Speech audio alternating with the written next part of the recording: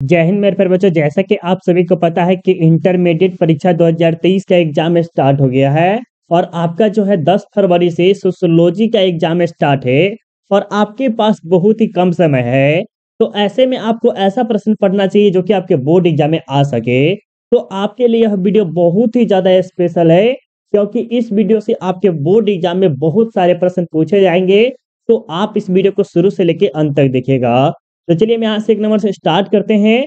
उससे पहले मेरे प्यारे बच्चों, अभी तक आपने इस वीडियो को लाइक नहीं किए हैं तो प्लीज एक बार लाइक कर दीजिएगा, क्योंकि अगर आप लाइक करते हैं तो हमें मोटिवेट मिलता है कि हाँ और मुझे वीडियो और बनाना चाहिए इसी प्रकार का। प्लीज एक बार आप लाइक कर दीजिएगा, ठीक है। और चैनल को सब्सक्राइब करने का इच्छा है तो आप कर सकते हैं, नहीं तो आपको जोर जबरदस्ती नहीं है, लेकिन लाइक जरूर कर दीजिएगा, ठीक है। अब चलिए हम यहाँ से एक नंबर से स्टार्ट करते हैं और इतना मजेदार तरीके से समझाएंगे कि आपको पूरा का पूरा यहाँ पर समझ में आ जाएगा और जब बोर्ड एग्जाम में दीजिएगा तो जबरदस्त नंबर आएगा, ठीक है।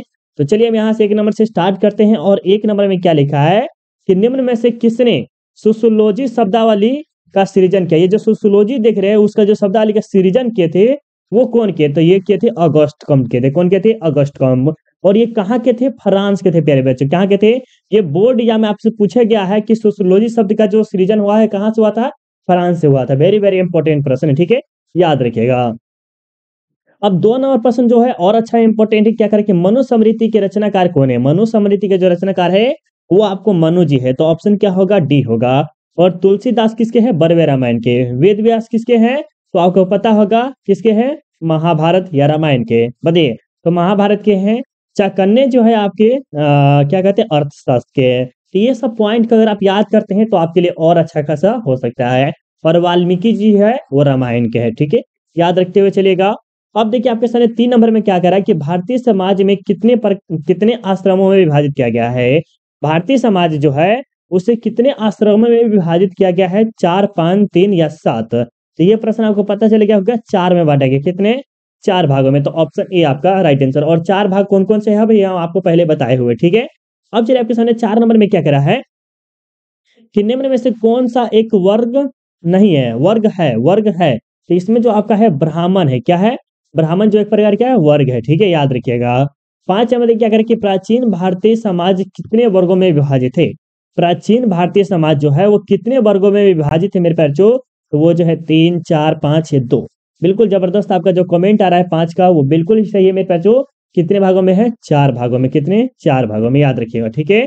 अब देखिए आपके सामने 6 नंबर में क्या कह रहा है कि भारतीय संस्कृति के निम्न में से कौन सी विशेषता है। भारतीय संस्कृति जैसे कल्चर कर सकते हैं, उसमें से कौन कौन सी विशेषता होती है ये आपको बताना है। धर्म की प्रधानता पाई जाती है, बिल्कुल सही बात है।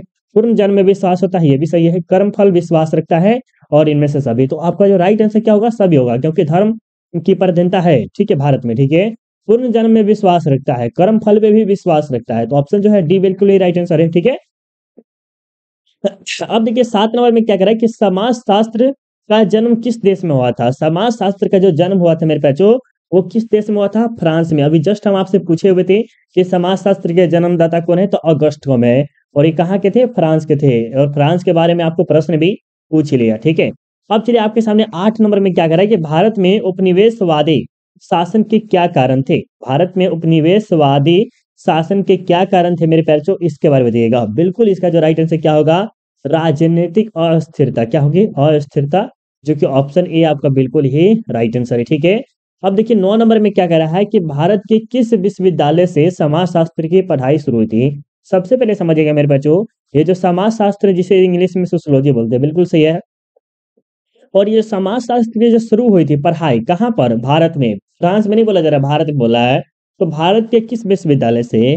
तो ये मुंबई विश्वविद्यालय जो देख रहे हैं वहां पर क्या हुआ था? समाजशास्त्र की पढ़ाई शुरू हुई थी, ठीक है। और आपको जो है ना यूपीएससी के लिए अगर पढ़िएगा यूपीएससी में तो आपको समाजशास्त्र पढ़ना पड़ेगा। यूपीएससी हो गया, बीपीएससी हो गया, बड़े बड़े जो लेवल में आते हैं वो आपको पढ़ना बहुत ही जरूरी है समाजशास्त्र, ठीक है, याद रखिएगा। अब देखिए आपके सामने 10 नंबर में क्या कह रहा है कि मुसलमानों में निम्न में से विवाह का कौन सा प्रकार अस्थाई होता है। क्या कहता है कि प्रकार जो है अस्थाई है? निकाह, मुता, फासिद, मुबारक। तो ये जो है आपको पता चल गया होगा कि ये कौन है? मुता है। कौन है? मुता है, जो कि ऑप्शन क्या होगा? बी होगा। अब देखिए 11 नंबर में क्या कह रहा है कि निम्न में से कौन जातिवाद का दुष्परिणाम है। क्या कह रहा है कि निम्न में से कौन जो है जातिवाद का दुष्परिणाम है। तो आपको ये भी पता चले क्या होगा, क्या है सामाजिक समस्याओं में वृद्धि। देखिए सामाजिक समस्याओं में वृद्धि क्या हो गया, जैसे मान लीजिए ये यादव हो गया, ठीक है, और ये तेली हो गया, ठीक है, तेली हो गया, ये चमार हो गया, ये सब हो गया, और भी जाति ले सकती है। और यहाँ पर क्या करता है, इसमें ला रहता है, इसमें ला रहता है, इसमें ले सकता है। तो ये क्या हो रहा है, जातिवाद का दुष्परिणाम होता है किसमें, सामाजिक समस्याओं में वृद्धि होती है। ठीक है, तो ऑप्शन जो बी आपका है वो बिल्कुल ही राइट आंसर है प्यारे।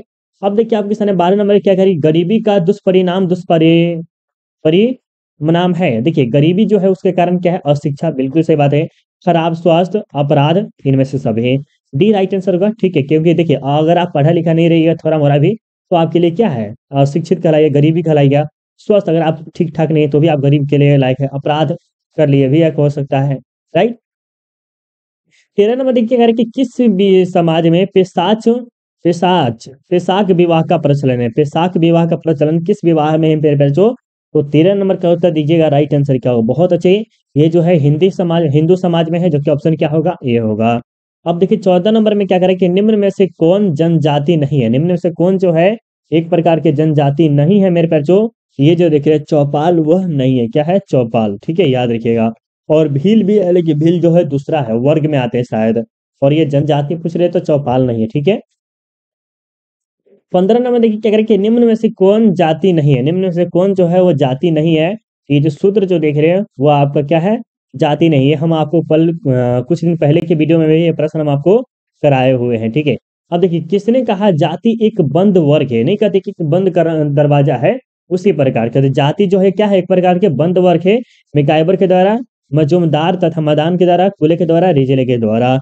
ये किसके द्वारा बोला गया था मेरे बच्चों, ये बोला गया था मजूमदार के द्वारा, ऑप्शन बी होगा, ठीक है। अब देखिए 17 नंबर में क्या करा है कि निम्न में से कौन जनजाति समाज की समस्या नहीं है, निम्न में से कौन जनजाति समाज की समस्या नहीं है, तो 17 नंबर का उत्तर दीजिएगा क्या होगा, तो भूमि बिलगाव या छुआछूत, ये दोनों होता है, ऑप्शन क्या होगा, सी होगा, ठीक है। 18 नंबर क्या करें कि भील नामक जनजाति किस राज्य में निवास करती है, भील नामक जो जनजाति है वो किस राज्य में निवास करती है, राजस्थान, बिहार, पश्चिम बंगाल या मेघालय में, फटाफट बताइए, बहुत अच्छे। ये जो है राजस्थान में निवास करती है, तो ऑप्शन क्या होगा, ए होगा। महर का विवाह किस धर्म में संबंधित है, महर का विवाह जो होता है वो किस धर्म से संबंधित है मेरे प्यारे बच्चों, 19 नंबर का बताइएगा। तो ये जो है मुस्लिम धर्म से संबंधित है, क्योंकि हिंदू धर्म में तो ऐसा विवाह आपने सुना नहीं होगा, क्योंकि हिंदू विवाह में कुछ अलग ही विवाह होता है, ठीक है। ये मुस्लिम विवाह में है, ऑप्शन ए होगा, ठीक है। मुस्लिम समुदाय में कितने प्रकार के विवाह प्रचलित, ठीक है, हिंदू समुदाय में जो है टोटल 8 प्रकार के विवाह संबंधित है, और यहाँ पर मुस्लिम में पूछा रहा है, तो मुस्लिम में कितने हैं, 3, 4, 5 या 6, इसके बारे में बताइए। चलिए बहुत अच्छी बात है, कितने हैं, बिल्कुल ये जो है 3 है, मतलब कि मुस्लिम में 3 है और हिंदू में कितने हैं, 8 प्रकार के विवाह का प्रचलन हुआ है, ठीक है। अब देखिए आपके सामने देखिए 21 नंबर में कि चाचा नातेदारी किस श्रेणी के अंतर्गत आता है, ये कहिएगा तो एमवीवीआई प्रश्न, क्या है, एमवीवीआई प्रश्न। आपके नातेदारी से एक प्रश्न जरूर रहेगा तो रहेगा।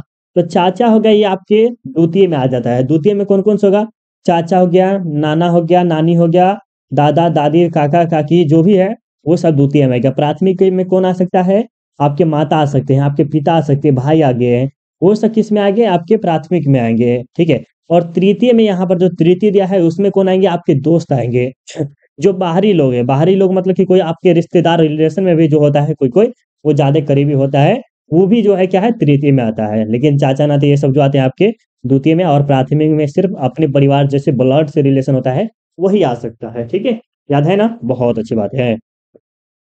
अब देखिए हिंदू विवाह अधिनियम पारित हुआ था, हिंदू विवाह अधिनियम जो है वो कब पारित हुआ था मेरे बच्चों, ये हुआ था 1955 में, ऑप्शन क्या होगा, सी होगा, ठीक है।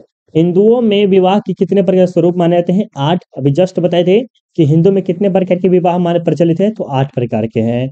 अब देखिए भारत में विवाह और परिवार किसने लिखी है, देखिए बहुत ही जबरदस्त प्रश्न है कि भारत में विवाह और परिवार पर किसने लिखी है, कोई पुस्तक या कुछ होगा, वो कौन लिखे है, चलिए बताइए। तो ये जो हमारे लिखे हैं के.एम. पगरिया, कौन लिखे हैं, के.एम. पगरिया, जो कि ऑप्शन क्या होगा, सी होगा, ठीक है।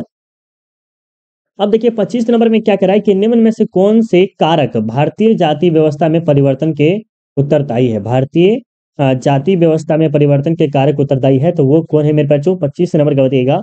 बिल्कुल ये जो होगा आपका औद्योगिकरण, जो कि क्या होगा, ये होगा, ठीक है। 26 नंबर देखिए क्या करें कि निम्न में से कौन सा एक वर्ग नहीं है, वर्ग नहीं है मेरे बच्चों, तो ये जो है आपका ब्राह्मण नहीं है। बाकी जो देख रहे हैं डॉक्टर, शिक्षक, वकील, ये सब क्या है, वर्ग है, वर्ग, ठीक है। ठीक है, जैसे क्लास नहीं कहते उस प्रकार का है, और एक होता है कास्ट होता है। तो यहाँ पर कास्ट में आपका ब्राह्मण है, और वर्ग में क्या नहीं है, आपके जो है डॉक्टर, शिक्षक या वकील ये सब नहीं आते हैं, ठीक है, याद रखिएगा। 27 नंबर देखिए क्या रखिए, दलित वर्ग कल्याण लिंग की स्थापना किसने की थी? दलित वर्ग के बारे में पूछ रहा है, तो आपको पता है डॉक्टर भीमराव अम्बेडकर जी है। कौन है? डॉक्टर भीमराव अम्बेडकर है।